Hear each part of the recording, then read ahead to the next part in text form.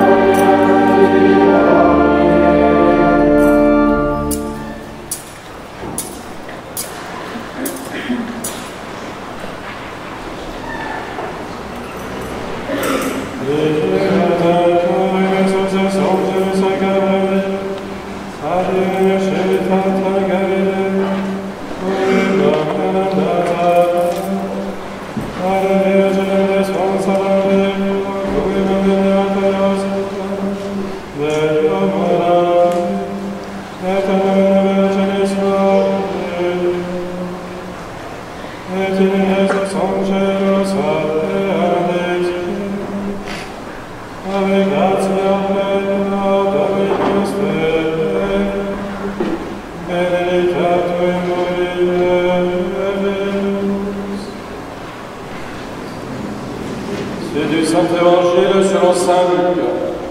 ce temps-là, l'ange Gabriel fut envoyé par Dieu dans une ville de Galilée appelée Nazareth, et une vierge fiancée à un homme appelé Joseph de la maison de David. Et le nom de la vierge était Marie. L'ange entra chez elle et dit: « Je vous salue, pleine de grâce, le Seigneur est avec vous. Vous êtes bénie entre les femmes. »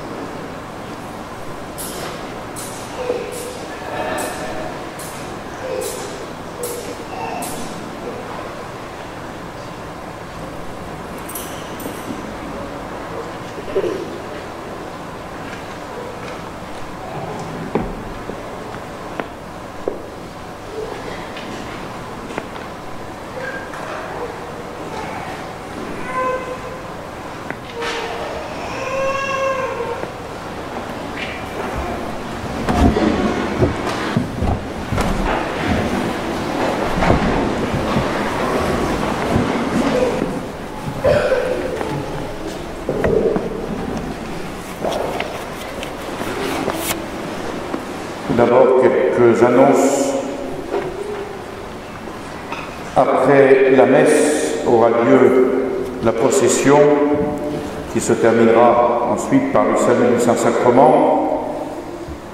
En ce qui concerne la procession, une réunion a eu lieu à la mairie il y a 15 jours qui s'est soldée par un refus du parcours proposé. Il m'a été demandé de proposer un plan B comme le 15 août dernier. Ce fut également un refus.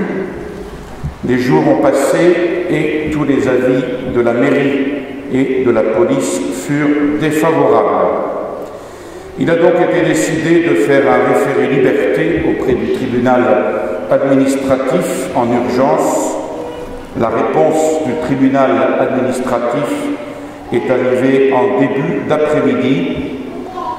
Le tribunal se déclare incompétent et manifeste qu'un avis défavorable de la mairie n'équivaut pas interdiction.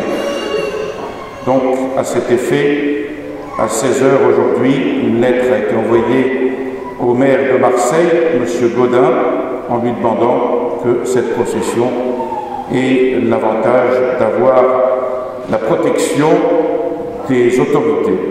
Voilà, donc nous ferons, comme d'habitude, cette procession à la sortie de la messe. Nous irons jusqu'à la Vierge dorée et nous prierons très fort en cette fête du 8 décembre. Pour la procession, nous avons besoin de 4 porteurs de la statue qui peuvent se relayer avec d'autres durant la procession. Et puis, je remercie les enfants de l'école Saint-Féréol pour le chant de cette messe, qu'ils puissent toute leur vie chanter les gloires de Marie. Au nom du Père et du Fils et du Saint-Esprit, ainsi soit-il. Messieurs les abbés, mes bien chers frères, les apparitions de la Sainte Vierge à la Salette, Lourdes, Pontmain, Fatima sont des faits, des événements surnaturels dans leur origine, car ils sont proposés comme tels par la Sainte Église sur preuve irréfutable. Ce sont donc bien des signes du temps et qui portent un enseignement pour nous, car Dieu qui les a inscrits dans l'histoire n'agit jamais sans raison, c'est le moins qu'on puisse dire, et le moins que nous puissions faire est d'y prêter une profonde attention. Comme le soulignait le pape Pie XII en 1946, nous nous sentons poussés à élever de nouveau notre voix pour rappeler à nos fils et à nos filles du monde catholique l'avertissement que le divin Sauveur n'a cessé d'inculquer à travers les siècles dans ses révélations à des âmes privilégiées, qu'il a daigné choisir pour messagère.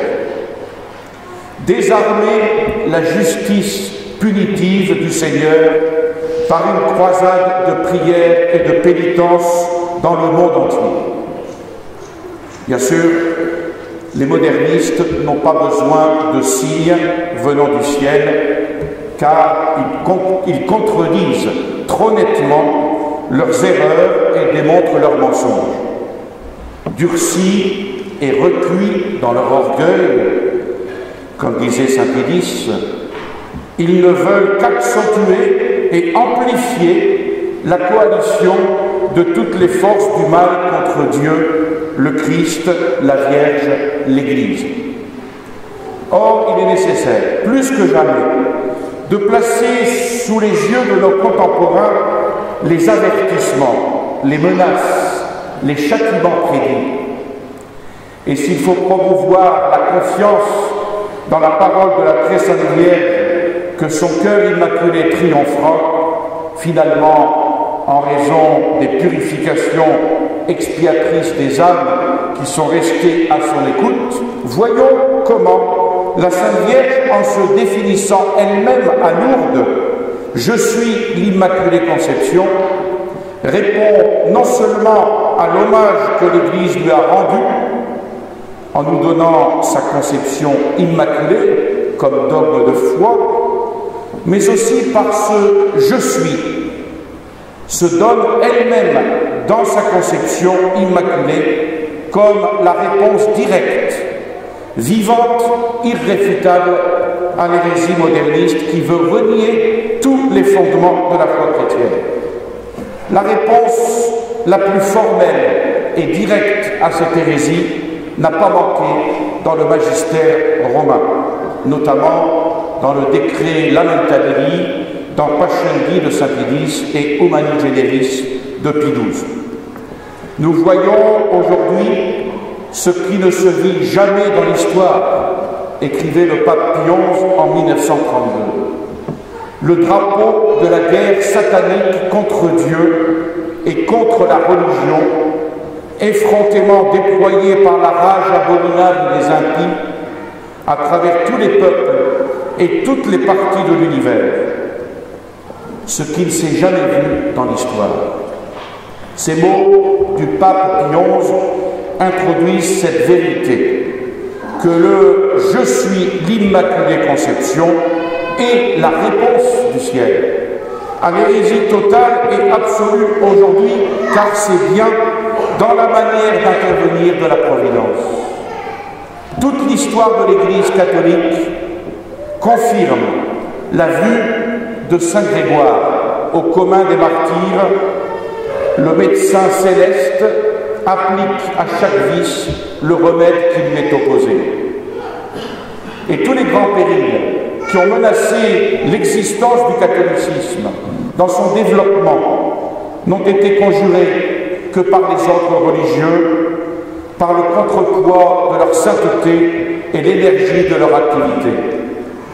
Ainsi, la volupté païenne par l'austérité des pères du désert et des moines d'Orient, l'ignorance et la barbarie germanique par l'érudition et la piété des fils de Saint-Benoît, la barbarie musulmane par les ordres militaires, l'orgueil et la cupidité des princes et des peuples par l'humilité et la pauvreté des fils de Saint-François, l'hérésie et l'erreur des Albigeois et des Vaudois par l'éclat de la doctrine théologique sûre de saint Thomas, le violent esprit de révolte des luthériens et de leur secte par la discipline intérieure et la parfaite obéissance des fils de saint Ignace.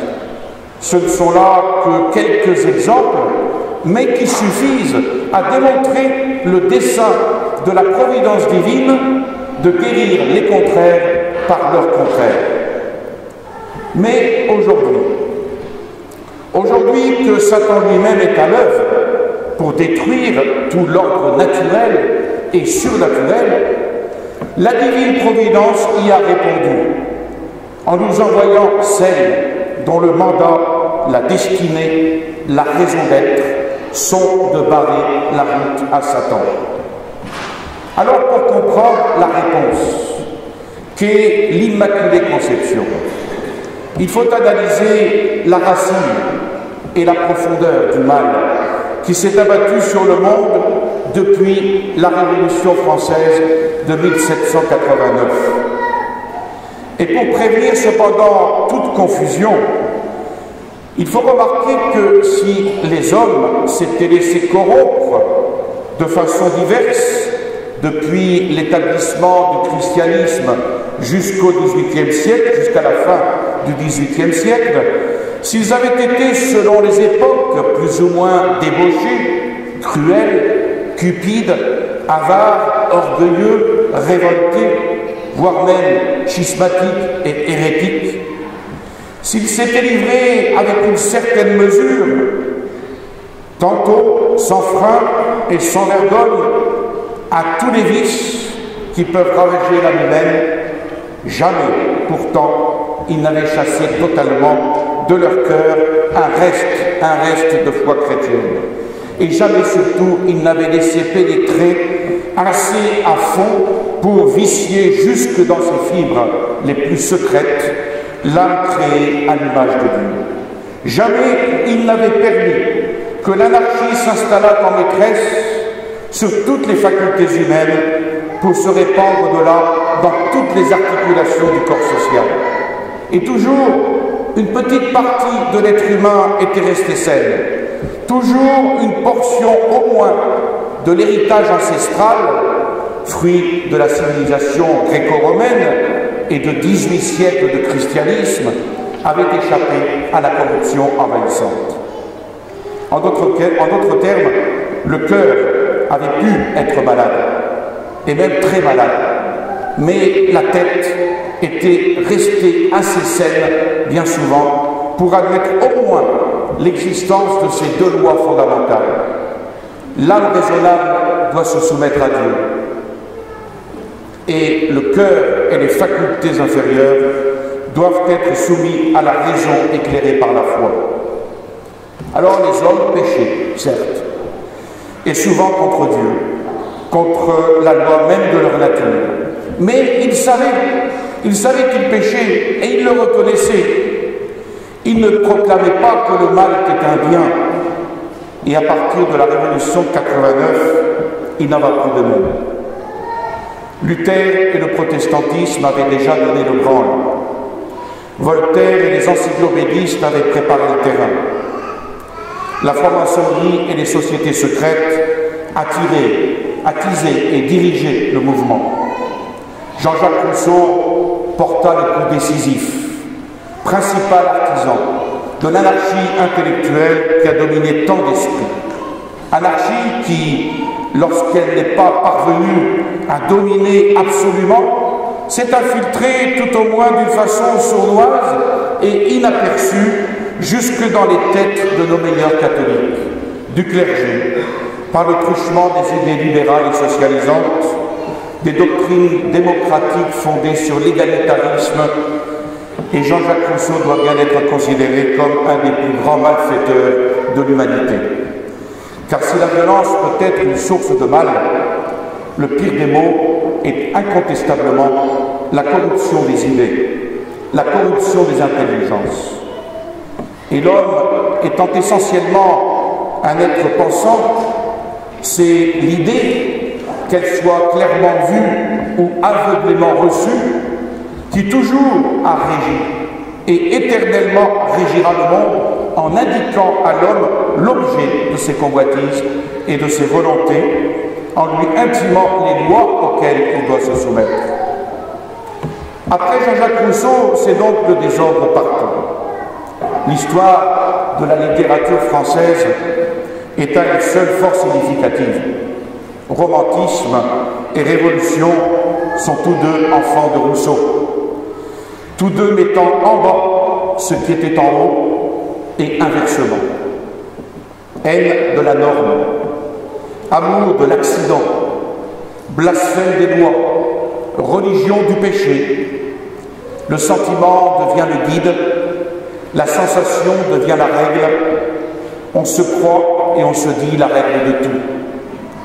Et cet individualisme effréné mène à poursuivre alors dans la vie les sentiments les plus factices, les plus extravagants et les plus morbides. En somme, être romantique, c'est proclamer qu'il n'y a rien de plus beau en littérature que l'anarchie, parce qu'il n'y a rien de plus beau en l'homme que l'anarchie entre ses facultés. Un certain Pierre Lasserre, à la recherche d'une définition du romantisme français, a écrit « Aristote et avec lui tous les philosophes classiques nous dissuadent de reconnaître le caractère de l'humanité à tout ce qui peut s'agiter de vague, d'effréné, de confus dans la course de l'être à face d'homme. Il nous faut concevoir un ordre, une hiérarchie nécessaire et légitime des facultés psychiques qui caractérisent l'homme digne de ce nom, qui met pour ainsi dire dans l'animal humain une nature humaine. Et cette hiérarchie subordonne la sensibilité à l'intelligence, l'imagination à la raison, les puissances affectives et spontanées à la puissance réflexive. Elle est la condition absolue de la justesse dans les idées, de la convenance, de la noblesse des passions. Une pensée gouvernée par la sensibilité usa-t-elle de la dialectique la plus habile, n'enfante que des monstres mentaux.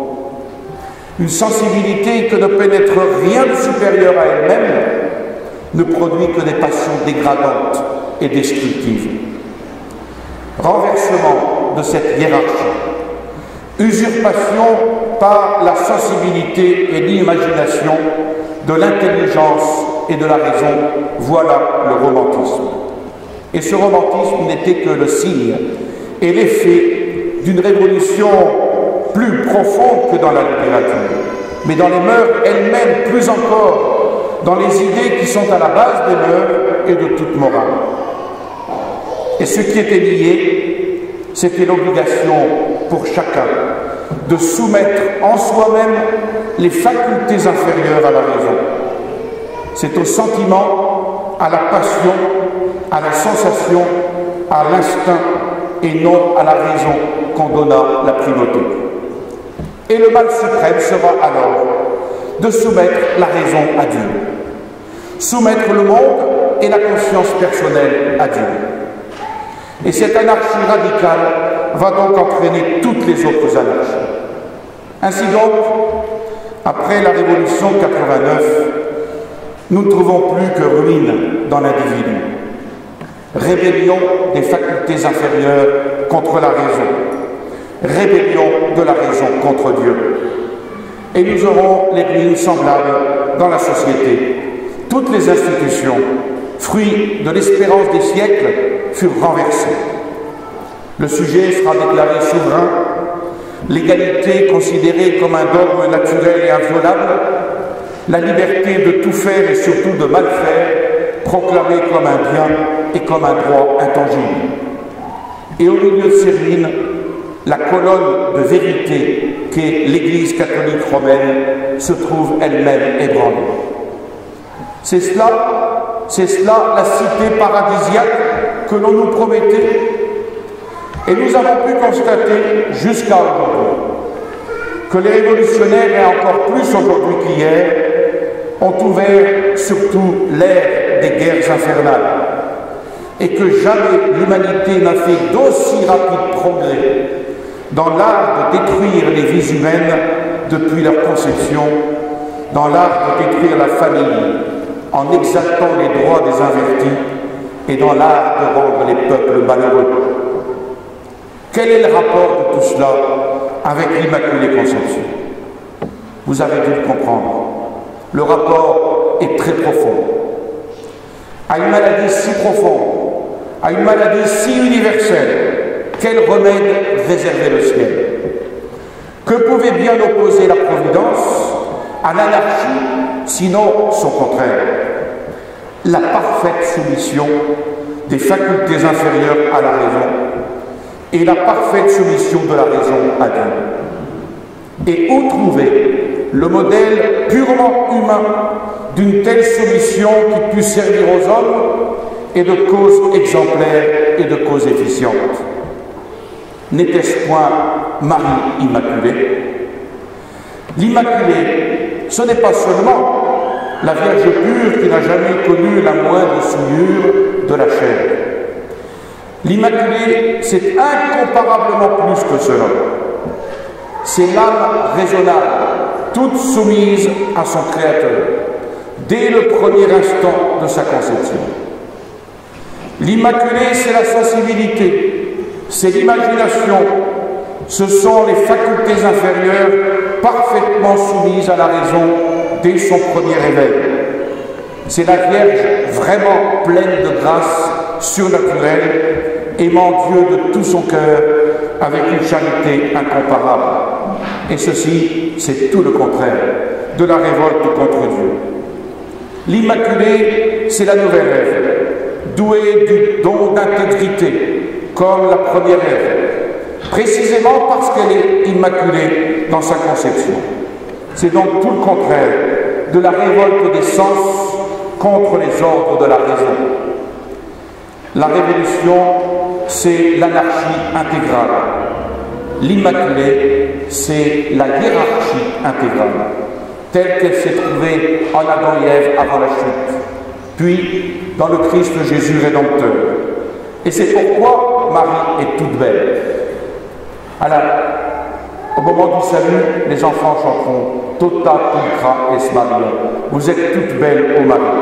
Et s'il est vrai que le beau est fait de plénitude, de splendeur et d'harmonie, il faut qu'en la Vierge, la grâce atteigne un degré de plénitude inégalé parmi les pures créatures. Et il faut que cette grâce resplendisse comme une participation, dans une mesure insoupçonnée, de la nature divine. Il faut qu'entre toutes les facultés de son âme règne, depuis le premier instant de sa conception, une harmonie toute céleste. Elle est toute belle, Marie. Elle est toute belle parce que la tâche originelle n'est point en elle. En elle, jamais le moindre mouvement de la volonté en dehors ou contre la volonté divine. En elle, jamais un seul mouvement désordonné de la chair contre l'esprit. En elle, jamais le moindre péché, si véniel fut-il. En elle, la raison est maîtresse absolue et sa raison est parfaitement soumise à Dieu. Alors faut-il s'étonner? Faut-il s'étonner dès lors qu'au XIXe siècle, l'Esprit Saint ait amené l'Église à définir le dogme de l'Immaculée Conception? L'Église, au cours de l'histoire, a toujours défini ses dogmes occasionnellement contre les erreurs de l'époque. On serait tenté de croire qu'en définissant le dogme de l'Immaculée Conception, elle a dérogé à ses habitudes. Ce n'est qu'une apparence.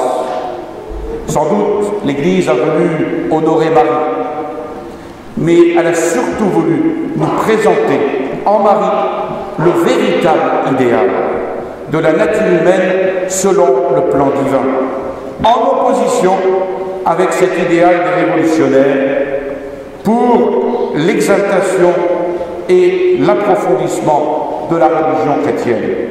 Elle est donc la réponse indiscutable à l'hérésie moderne et le contrepoison du débordement universel de toutes ces erreurs. Aussi, saint Pudis ne pouvait mieux terminer son encyclique contre le modernisme par ces mots que la Vierge Immaculée, destructrice de toutes les hérésies, nous secourt de sa prière. Il nous reste une réelle force et consolation, la prière confiante à la très sainte Vierge Marie, que nous lui offrirons pendant cette procession. L'heure du démon, c'est aussi l'heure de l'Immaculée Conception.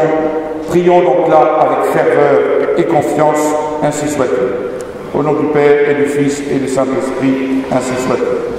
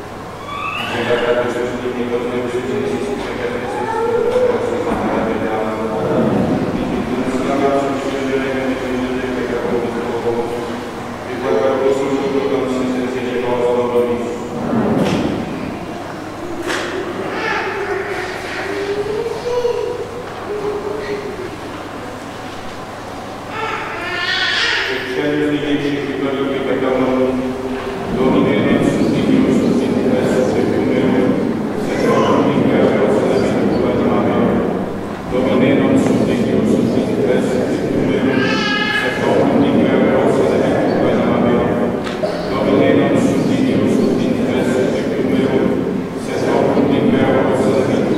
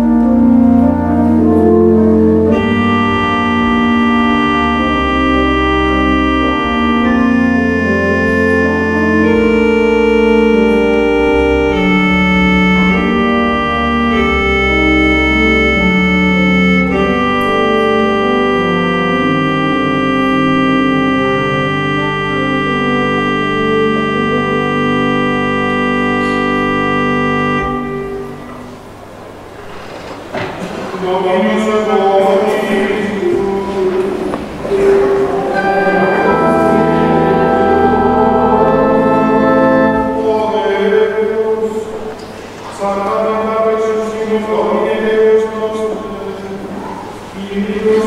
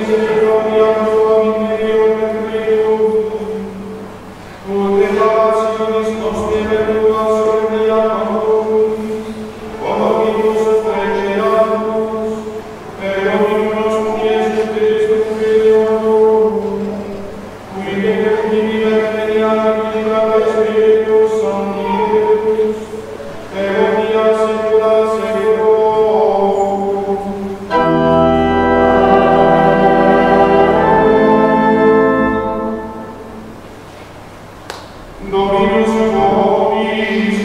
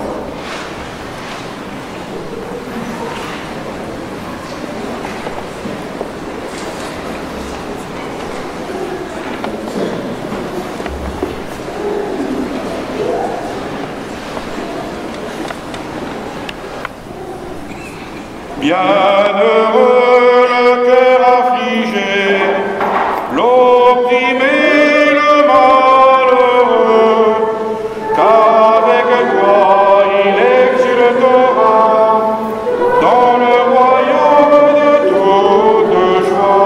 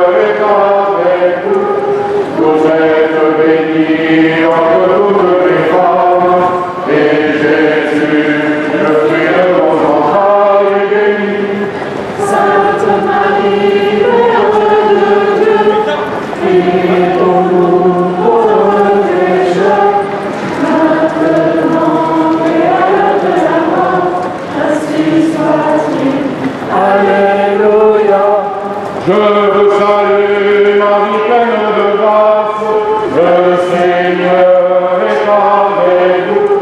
Vous êtes bénie entre toutes les femmes, et Jésus, le fruit de vos entrailles, est béni. Mater violata, Mater temerata, Mater amabilis, Mater admirabilis, Mater boni concilii, Mater creatoris, Mater salvatoris, Virgo potentissima, Virgo veneranda, Virgo predicanta, Virgo potenta, Virgo clemens, Virgo fidelis, spectaculum iustitie, sedes appligantiae, quosa nostre letitiae,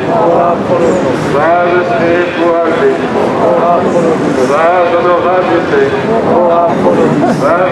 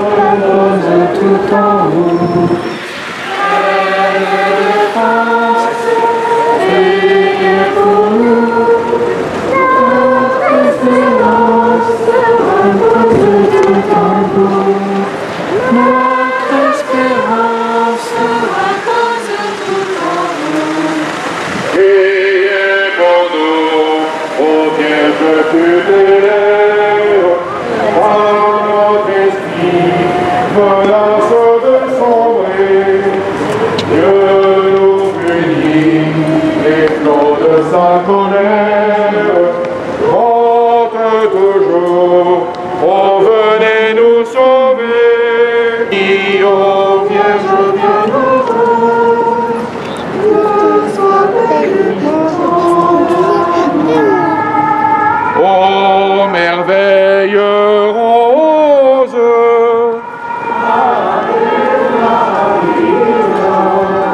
Jésus, le fruit de vos entrailles est béni. Sainte Marie, Mère de Dieu, priez pour nous pauvres pécheurs, maintenant et à l'heure de la mort.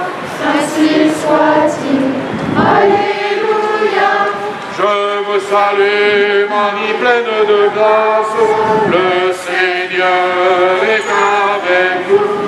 Vous êtes bénie entre toutes les femmes, et Jésus, le fruit de vos entrailles, est béni.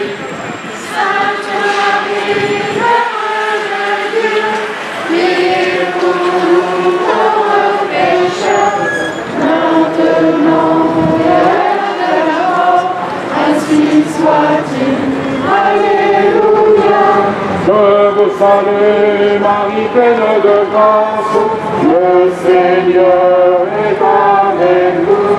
Vous êtes bénie entre toutes les femmes, et Jésus, le fruit de vos entrailles, est béni. Sainte Marie, Mère de Dieu, priez pour nous pauvres pécheurs, maintenant et à l'heure de la mort. Ainsi soit-il. Alléluia.